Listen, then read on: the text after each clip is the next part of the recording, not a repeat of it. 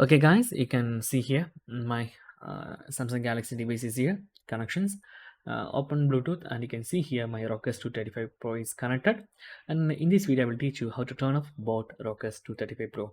Okay, and you can see here there is three buttons, and the middle button is the controller. Volume up, volume down is not working, so you can press and hold the middle button to just turn off your device. Okay, and those keys, volume keys not working, and you can see here I'm pressing this one, so blue light is blinking. So you can see here my buds is connected, and unplug, plug, there is no difference in connections. My OnePlus neckband is working on that, but you turn off your device, just press and hold the middle button, then it will become to the red color. That means you are turned off. Okay, there is no options in buds like magnetic field. If you touch the buds, it will be turned off. If you untouch, it will be turned on.